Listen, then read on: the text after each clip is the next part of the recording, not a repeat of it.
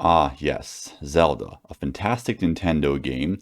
Well, not really better than Star Fox, but a pretty nice Nintendo game. Welcome to CS302 Assignment 2, and for this game, as you can see here, we're going to be doing a Zelda type game. So, what this program is going to do is, well, think of if you ever played Breath of the Wild. In that game, the main objective is to, of course, defeat the Calamity Ganon, but you have to go through shrines and go through boss battles, unlock divine beasts, and so forth to help you along your way. So, in this program, you'll be given essentially a 7x7 grid, and you want to have a starting location and end location, and you want to find a path where Link can take a path that he touches every single cell or every vacant cell on a 7x7 board, and he starts from the beginning to the end. He touches every vacant cell exactly once. So we're going to be using a recursive backtracking type algorithm because you often have to try different paths until you finally find the one true path. Or there might be more than one, one true path, but you want to find a valid path at the very end. So let's go ahead now talk about the details of this assignment. Now, before we go into the main recursive algorithm for this assignment, I want to first go over the input for this program. So you'll be given a TXT file you have to read in using, so you're going to read in the name of the file using standard input, and you're going to use that file name read from the input and open a file stream and then populate a 7x7 array. So you can have a regular ordinary 7x7 character array because we're not going to be resizing anything, so there's no dynamic arrays needed for the assignment at all.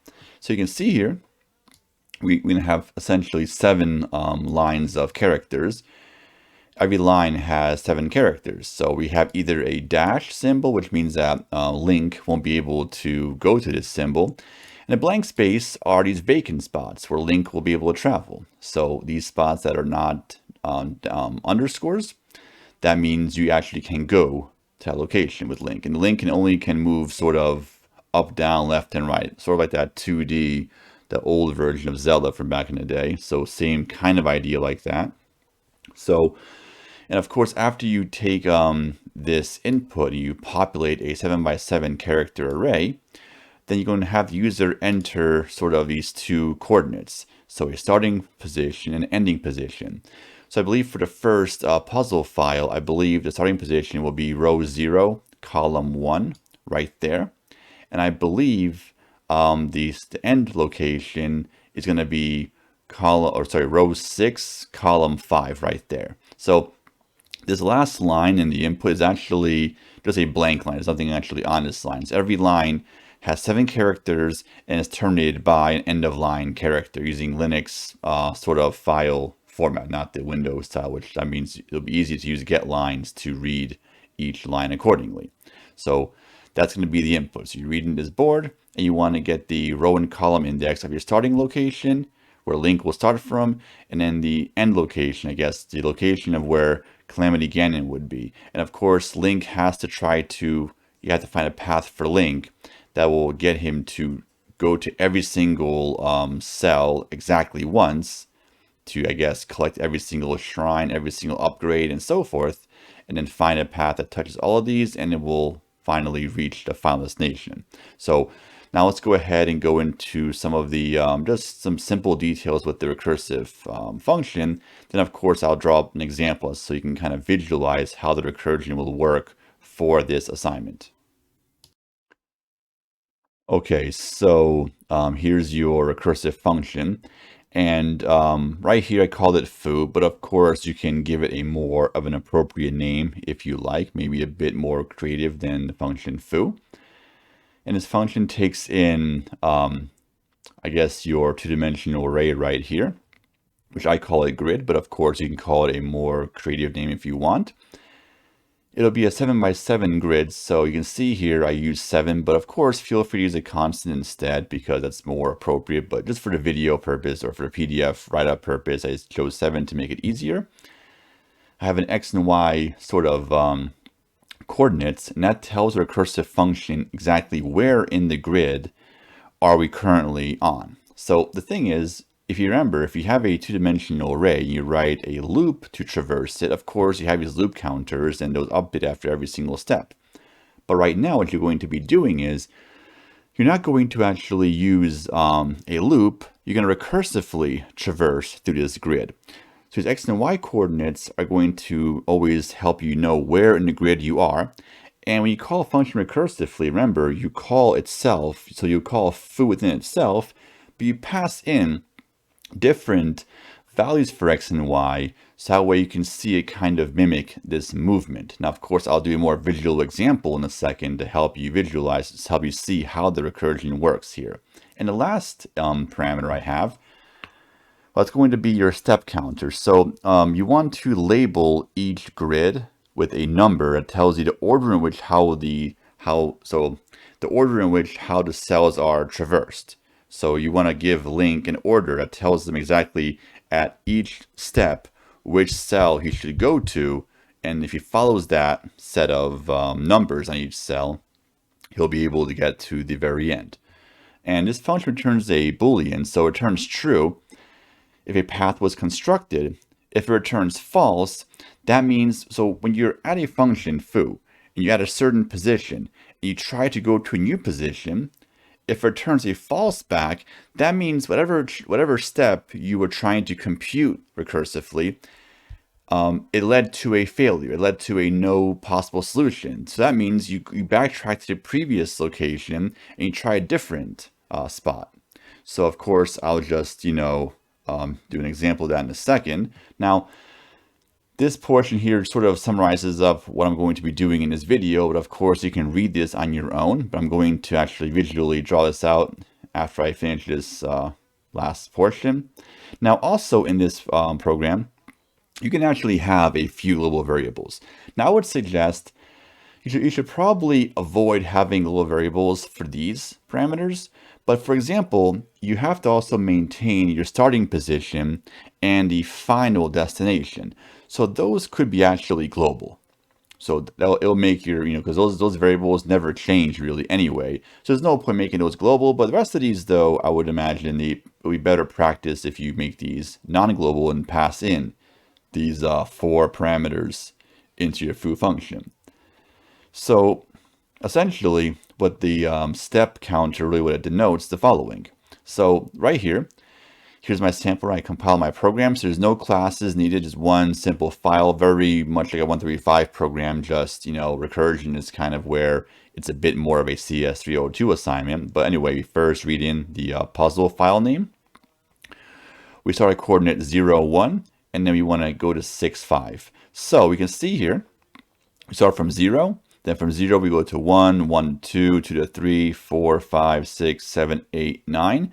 And then after that, there is no, character 10, so we'll use letters. Then we have A, B, C, D, E, F, G, H, I, J, K, L, M, and that's it. So this is going to be the path. So we have to constantly write the step numbers on each cell that guide Link, that tells him where to go next. And if he follows this path, he will be able to start from the start position to the end, and he will touch each cell exactly 1 time, and will be able to reach destination Calamity Ganon.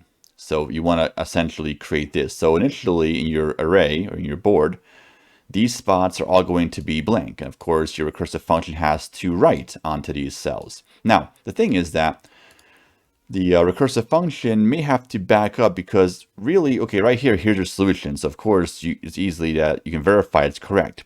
But if you don't have a solution already given to you, there's no way you can tell so let's say from step 0, obviously you only can go to the right. But let's say when you're like at a certain spot in the board, well, let's say when you hit, let's say we go from 0, 1, 2, 3, 4, 5. Well, from 5, you can go left or you can go down. There's 2 ways you can go with this. So one of them might lead to a failure, one might lead to a success. So you may have to try more than one possible sort of path. So your function, your recursive function might generate more paths than one, but some of the paths it generates might not be a good path, as it's not going to have every single cell used. So you have to, back up and overwrite certain cells and sort of rewrite them with different numbers to get a new path. So anyway, but that's going to be just sort of what the step counter is for. It's used to sort of update after every time you make a move your recursive function, it increments that counter by 1. And of course, you may have to back up to the previous step and then, unmark that cell and then remark it again and so forth. But anyway, I think that sort of summarizes just the basics. So now let's go ahead and go to the board / OneNote and just go over sort of how you want to think of the recursion for this assignment. Okay, so here is a smaller version of the problem because a 7x7 board would take too long to draw out and explain here in this video. So I'm going to use a 4x4 board for right now. So suppose you have this following input, and let's suppose these green dashes are going to be these underscores. So the rest of this board is all vacant spots except for those 3 locations. And of course, the input is we're going to start from row 0, column 1. So we're going to start from right here, and we're going to end. We want to try to find a path that goes from these 2 locations. And you want to, of course, touch every single cell on this board. Now, I know with matrices, sometimes they might have it where it actually has this is row 0, 1, 2, and 3, like that. But I chose to use the topmost as row 0. And in fact, it won't really matter because when we start at a position, wherever we start from, we're going to explore all possible scenarios either way. So it's not going to matter how we denote this because once we have our initial coordinates set up, we're going to be traversing the board by always either moving to the left, right, up, or down. So it's not going to matter really how we have it, like if the topmost row is 0 or bottommost row is 0. Okay. So in main, the first thing I would do is, given my starting position, obviously it's going to be the index 0, which means it's going to be the first spot we're going to start from, obviously, because we're going to start from this location. And after that, I would go ahead and call the foo function in main, call foo, pass in my current board, then I would pass in x and I'd pass in start x, and then start y, so I'd pass in 0, 1 respectively. And I would pass in, maybe, I guess I can pass in a literal, or even, I'll pass a literal 1. So that's my step 1 counter. So we first call this function in main, and now our recursive function is going to start working. So the first thing we'll do is you want to check to see if we actually did complete the puzzle. We have to have our base cases obviously taken care of.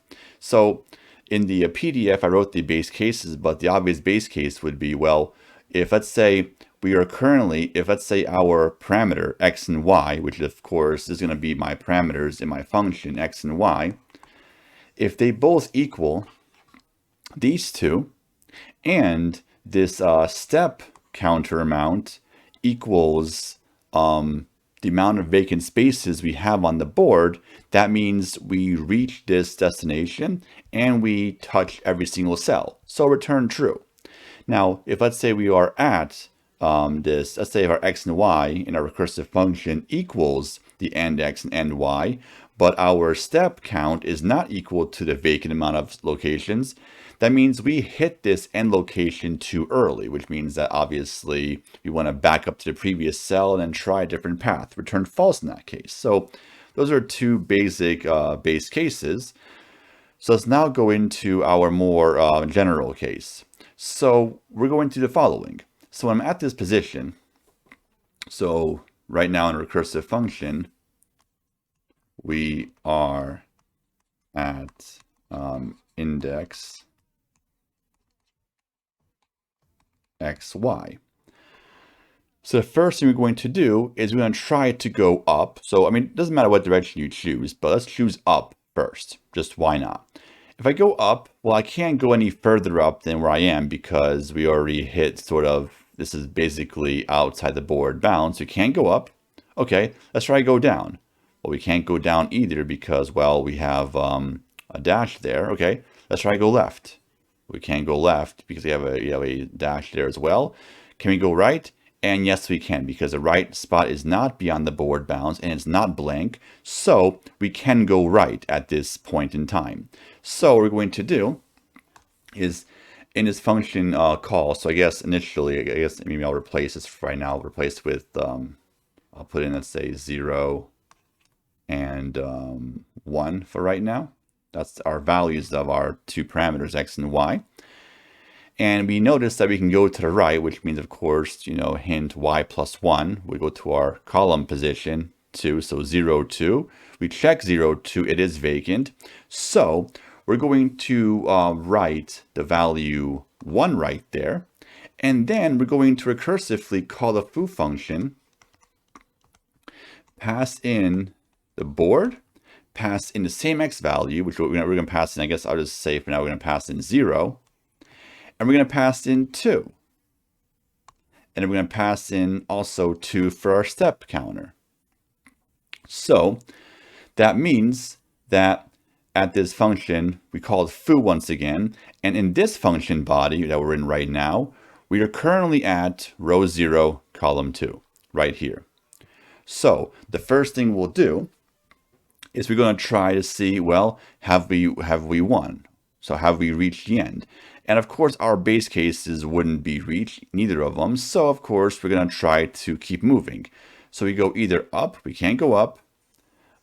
We actually can move down because we have a vacant spot below. So what we can do, using our step counter of 2, I'm going to write the character 2 into that location right there. And then I'm going to recursively call the function foo, pass in board. I'm going to pass in actually 1, 2, 3, because I moved down 1 row. So when I call a function recursively, I have to pass in different coordinates because this function, so initially we were at 0, 1, then we moved to 0, 2, now we're going to 1, 2. So every time we call a function foo, we pass in a different coordinate telling the function that we're going to go to this new location. And from this new location, we're going to continue further. And of course, increment our counter by 1 because we had our, our first step, second step is going to be our third step now. So same idea. At this spot that we're in, we didn't hit our base case at all. So what we're going to do is we're going to try to keep traversing this board. So we go up. Well, up has a number. It's not blank. So we can't go up, but we can actually go down because below we actually can move downward. So I'm going to write the value 3 or character 3. So using number 3, it's very simple to convert the number 3 into the character 3. So we just take the value 3, add it by character 0, and it will give us the character 3. We write that into this position right here. And then what we're going to do is we're going to now move. We're going to call the function recursively and pass in these new coordinates. So we're going to pass in 2, 2, because we went down 1 row. So now we're going to this new location. And we're going to go ahead and pass in 4 as our step counter. So step counter increases every single time we call a new function because every time we call a function, we moved 1 step in our travel, I guess, or in this simulation of this sort of movement. We moved 1 step essentially. So now we're at this location, 2, 2, sorry, we're right here now at this location. We just stepped foot in this location. So now we check. The game is not over because, well, we haven't reached the end. So far, so good. Now, we haven't reached any end, so we have to keep on traversing. So we try to pick a direction. We want to move up, but we can't move up. And then we want to move down. So we actually can move down because this location is vacant. So I'm going to write the value 4, or the character 4, right over here. And I'm going to now move to this location. So I'm going to go ahead and say foo, board, and I'll pass in 3, 2, since we went down 1 level, 3, 2, and I'll pass in 5. Now here, we actually do hit a base case. For this new function call, we say board foo 3, 2, 5, we hit a base case. Because we see here, we hit our end x and y, but we can see that not all of these cells have been used up. So you reached Calamity Ganon too early. It's almost like in the Zelda game, Breath of the Wild, you initially wake up from your, I guess from the stasis that Link is in. He wakes up, and you have just, a pot lid as your shield, and you have a twig as your fighting equipment, and you go straight to take on Calamity Ganon without leveling up Link enough. You can imagine what happens at that point.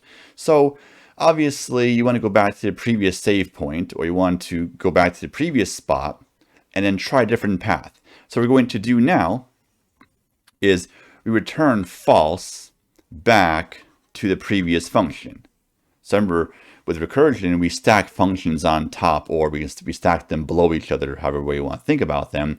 But this function is now done. We return false, and we jump back to the previous function. So every function is constantly going to just check and see what the function below it returns. So this function right here, it called this function, it returned false back, which means that, okay, this path that it took was a failure. So we're going to go ahead and unmark this spot. And now we're going to try a different path. We're going to try a different approach. So we try to look up. Up was not vacant. We just looked downward, and down led to a failure. Okay, so let's try to look left next. And we see that, oh, left, there is an actual vacant spot. Okay, so we moved down earlier, led to a failure. So we go back to the previous save point in our game. So, okay, let's try to go left and say maybe this time around it'll be a better approach. So let's go left this time. So we're going to now right. So in this function body, our step counter contains the value 4. I'm going to write the value 4 right over here. And now I'm going to call the function, I'm going to sort of draw a line here. I'm going to call a function foo board, and I think we moved one to the left, so it'll be 1, 2. Actually 2, 1, my mistake, 2, 1. And of course, we pass in 5. We simply add 1 to this number. So in our current function scope right here, our step counter contains 4, so we pass in step counter plus 1. We pass that in as our final argument. We pass in 5. So I'm trying to make sure if I got everything correct. I think everything is so far so good. Okay, so now we're at 2, 1. So in this new function body, we check. Well, we haven't reached any base case because we haven't hit our target spot, so no base case is reached. Okay, so we have to continue. Let's try and move up. Well, we can't move up because it's a dash there. Let's try and move down next. Now, moving downwards, well, again, there's a vacant spot there, so we can write the value 5 over here like so. And then what's going to happen is I'm going to actually now call the function recursively and pass in the coordinates. I'm going to go to actually position, well, we're at row 2, column 1. So I have to add 1 to the row count, to the row x value, add 1 to it. So 2 plus 1 or 3. So we're going to pass in 3, 1. So as you can see, all we're doing is if we are going to be moving downwards, we have to simply take this x parameter 2 and add 1 to that parameter.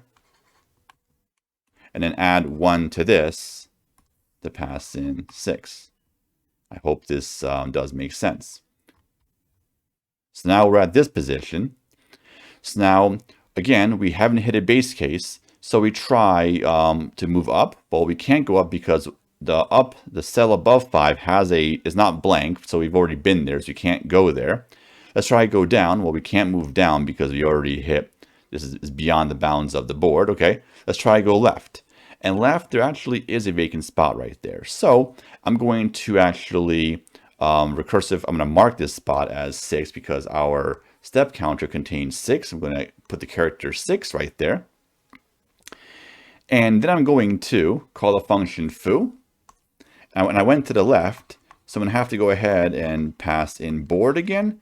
And since I'm going left, I have to subtract 1 from the column. So right here, when we're currently in this function body right here, we're at row 3. We're going to stay at row 3, and we're going to column 0. We're going to subtract 1 from the y position, or from that column position, if you will. So it tells us that we went to the left. So we have to subtract 1 from that y, or from that counter. So I don't know if the x and the y is the best variable names to call it, but hopefully this, I'm being consistent with that, so that's the important part.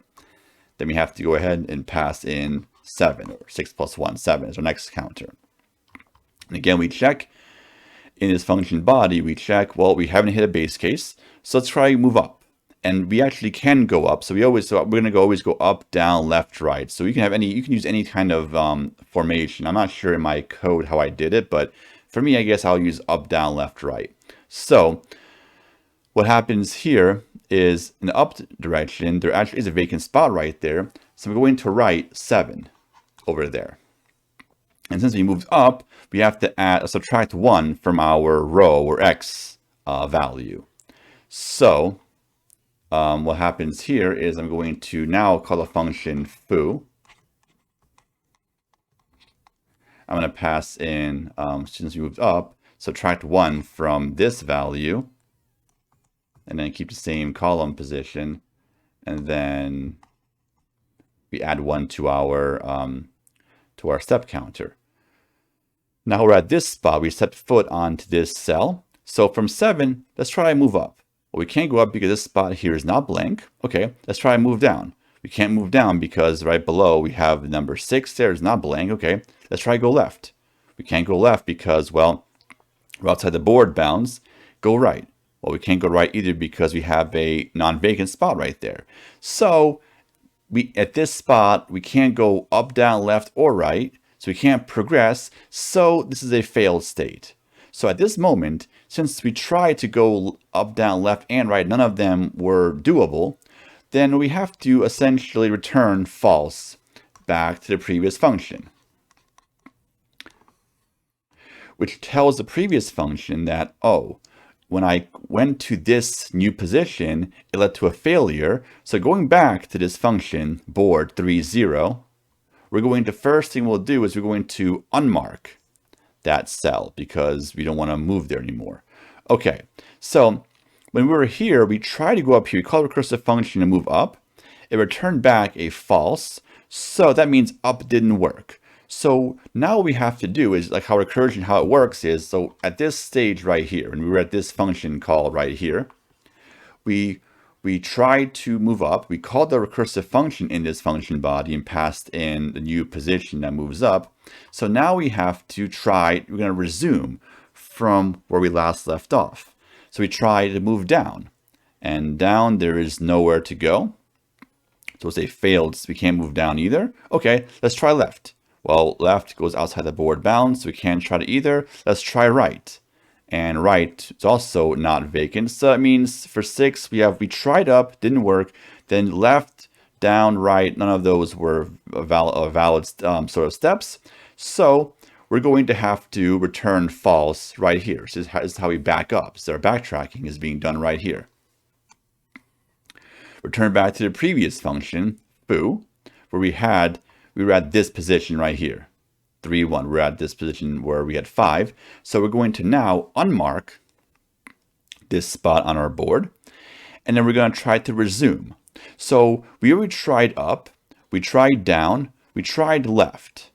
And all of those, either up wasn't possible, down wasn't possible, left returned a failure. Let's try right next. Okay, so right is vacant, so we can try this location. So I'm going to, using in this function body, we have our step counter contains the value 6. I'm going to write 6 in this spot. And I'm going to now go to this location. So I'm going to recursively call, since I'm going to the right, I'm going to pass in foo, pass in the same board, and I'm passing in the same index 3, but I'm going to add 1 to my y position, or to that second coordinate, because since we went to the right, we went laterally like that. And I'll pass in 6 plus 1, or 7, into the new function body. So I'm going to put a line here to kind of help us denote that this function gets called next. So from foo, we tried this function, we called that function, returned false back, and we're going to try a different path. So now, in this function body, we hit a base case. We actually are at our end position, but there are still vacant spots available. So we hit this end location a little too early. This path also was a failure. So we found a second path that led to this location, but this path again was too soon. We have to still explore. We have more to explore in this world that Link is in right now. So we have to return false back to this function. So again, it's another failure. So we have to now go back to this function call where we actually last left off right here where we're at 5. So from here, we try to go to the right. It failed, so we're going to go ahead and unmark this location. And now what happened is at this spot that we're just in, we tried to go up, we couldn't go up, we couldn't go down, left led to a failure, right led to a failure. So now the next thing we have to do is, well, return false. We have nowhere else to go. We tried all 4 possible paths. So return a false back to the previous function. So the previous function was when we had board 2, 1. So we were actually right here at node 4. So at node 4, we're going to go ahead and unmark this location. The first thing is when we return back to a previous function, we unmark that cell we just went to. So now we're at 4. We try to go up, we try to go down, and now we can go to the left is the idea. And let me go ahead and just kind of somewhat summarize up quickly. But now what will happen is then we will go to the left. We put the 5 there. Then from 5, we will try to go up, down, and we can go down. So we go to 6. Then we go from 6, we try, only can go to the right. Then we go to the right again. And this again leads to a failure because we can't, we hit this spot too soon. So we have to back up, back up, back up, back up, and go back to 4. And from 4, we tried every possibility. So we have to back up, return false, go back to the previous function. And from that function, we are always left, we always will resume from where we last left off. So in a recursive function call, in each function body of foo, there might be 4 recursive function calls, because if we move up, down, left, or right, each one is a recursive function, because when we have to jump to a new location, the whole point of recursion is we want to save the progress of where we're currently on. So if we return back to this spot and turns out our path that we chose earlier was a failure, we want to resume from that spot and pick a different path is the idea. This sort of recursive method is a very brute force approach. It's going to try every possible path. And if a path does exist, if there is a path that goes from this location to right here that touches every single possible node, if it does exist, it will eventually find it. It will find this path if it exists. Now, if it doesn't exist, and of course, if it tries every possible path, none of them work, then obviously it doesn't exist. But if it does exist, it will eventually find a path. So there's a pretty long explanation, but anyway, that was sort of how we can visualize the recursion. So we're just trying everything. When we return false, you go back to the previous function call. So each function body, we call foo, we have to, we do 4 function calls, and each one returns a true or false value. And based on what it returns, if it returns true, then we're done, return true immediately. If it returns false, then we have to continue this function and resume until we try all possible paths. And then either one of them returns true. If none of them returns true, return false back to the previous function. So anyway, that's sort of the idea. And also just one more note. Your program, you have to make a recursive function for this assignment. So you can't use like a loop or anything. Although using a loop would not make this any easier. It would be a little bit complicated. So I think recursion would be a little bit simpler to write this. Or probably the only way you can write this is with recursion. So anyway, that's sort of the end of the explanation. So anyway, I guess happy coding, stay safe as always, and until next time.